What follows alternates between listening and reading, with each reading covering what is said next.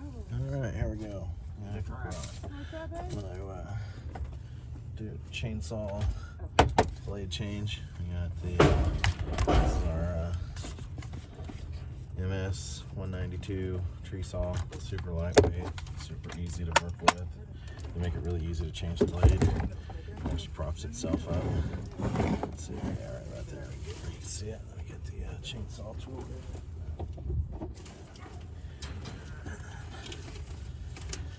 Alright, so first, let's start by taking the peel off.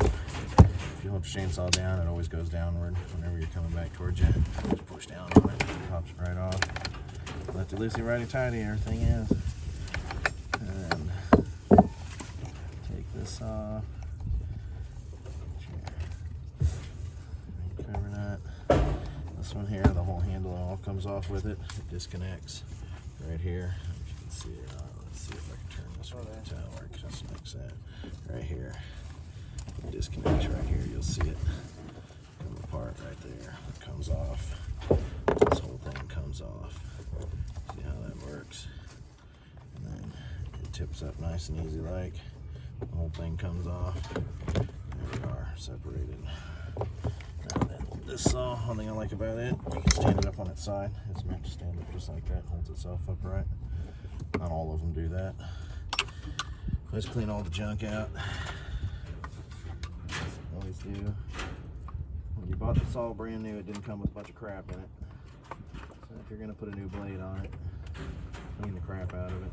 It's just good for the saw. It'll like you better. It'll work harder for you. Take care of it.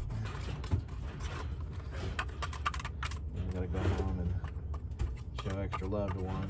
The other day I goofed and poured the damn gasoline in the bar oil mix, and using a saw I don't hardly ever use. So I'm gonna go home and drain that out, clean it out, and we'll do another tutorial on it. God, where'd my rag go?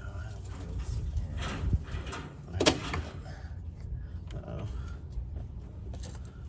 it's over here being close. Here we go. Wipe this all out.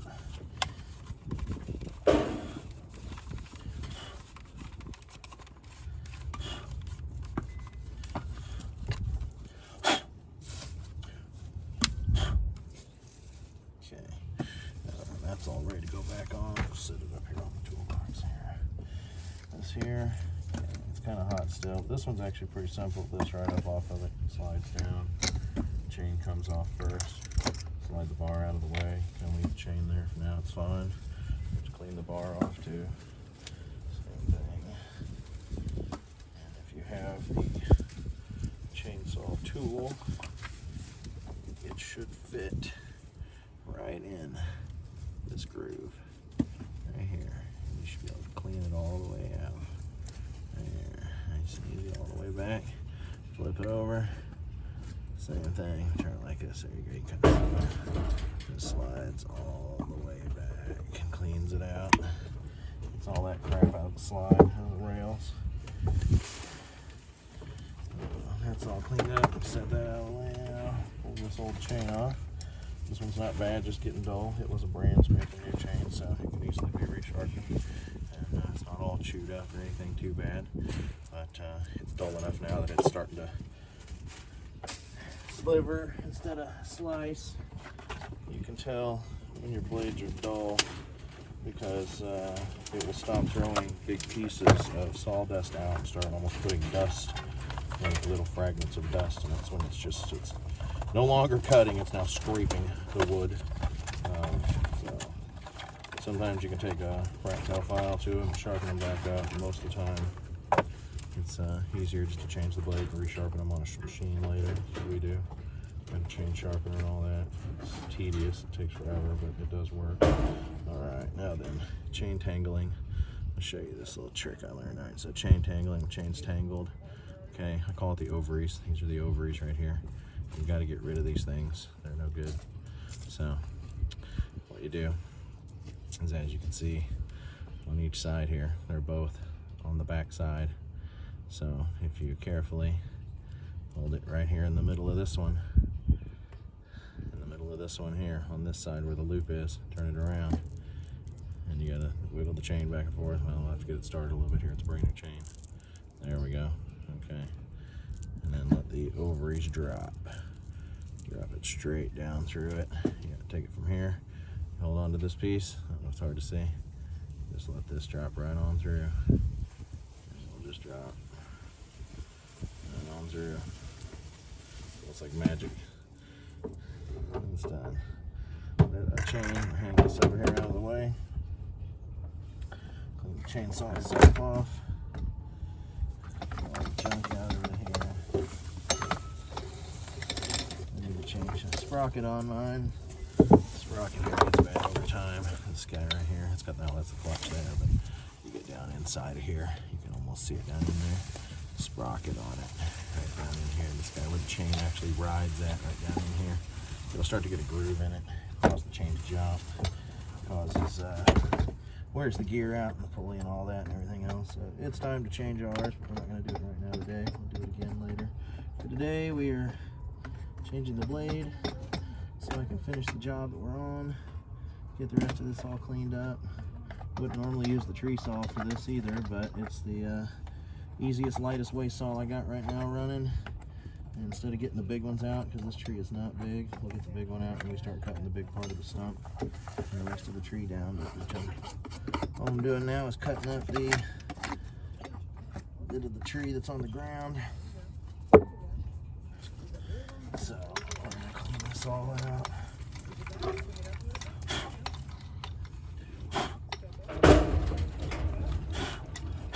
Again, I feel like my saws run the best because they know that I love them and take care of them. I love how much money they make for us when they work right.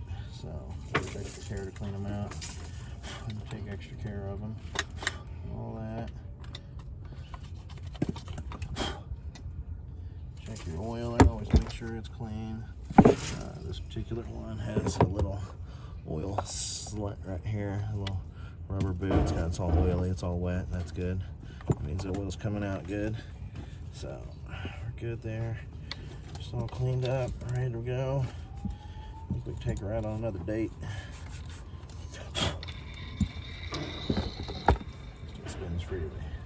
Alright, back on the side here. And this one here. Alright, so make sure the chain's facing the right way first.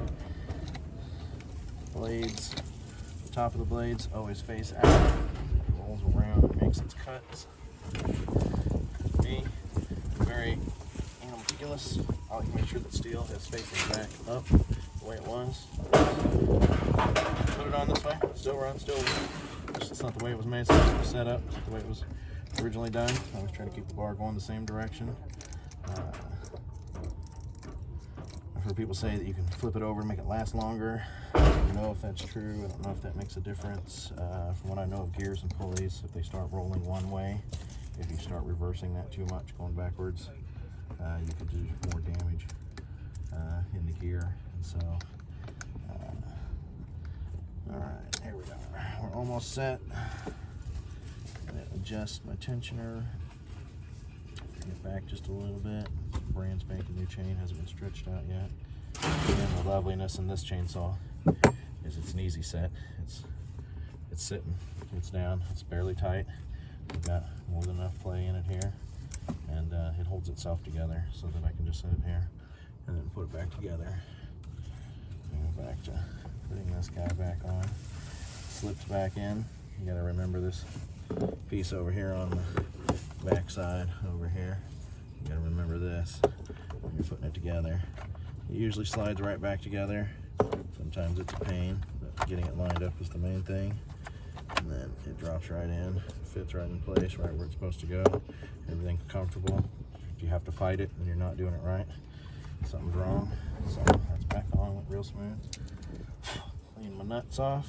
Always clean your nuts after you're done. Me, these have a label on them. I don't know if you can see it or not. See if we can get close enough here to see it. There's a GT on these, or a marking usually on all these. I was told when I started, do not put these upside down. They will back off a lot easier. They're designed that way. That's why the GT is on it. and that's what the markings are for, to indicate that that is the top of the nut. Do not put it on upside down, so I don't, and I've never had one come off. And I know several people who have. Lack of paying attention when they put their stuff together and they just slap the nut on it, figure, oh, it doesn't matter. Well, it does if you learn the little tricks of the trade that here and there down the line, that if you put that on correctly, it doesn't back off, it doesn't come off. My chain does loosen up because it stretches out, they always do. You just gotta loosen them and then retighten them. Pull it down, nice and tight. Don't pull the trigger or anything. Good. Chain rolls. Oh, see, we got too much play in it there, so I didn't roll it around first like I should have. So pop it back loose, loosen it back up, and then go back to the tensioner.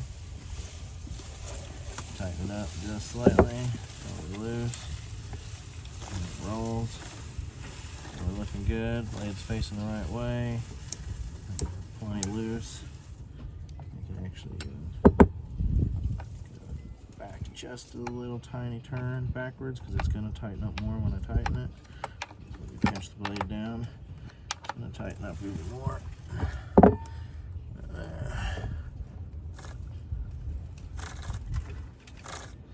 Easy, we'll pull it down. Got some gap, a little bit of pinch there. Just gonna tighten it up just a little bit more this time. There we go. Yeah, it's tight. It'll loosen up as soon as we get going. Being a brand new blade, I'll do it a little bit tighter. I already had it warmed up, so it should fire right up.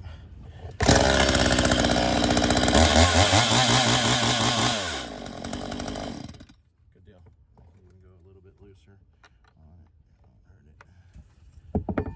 Let's see. Yeah, we're pulling kind of tight. So let's loosen it.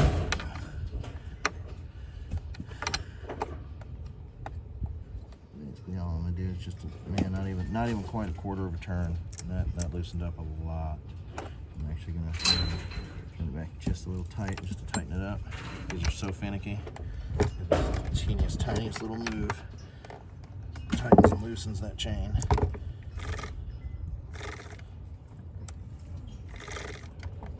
Yep, that'll go as soon as we get going. Cutting. And here's our job. Where we're at right now with it. There's the tree and the job. We got it down to a stump. We might even actually carve something out of that later. I'm not much of an artist, but I know people who are. So if we do something else with it, we'll post that later. Otherwise, we're gonna clean this up and get out of here, get done. Hillbilly Hustlers, plus 19. Right here, 19, I think. Where is he at? Right there.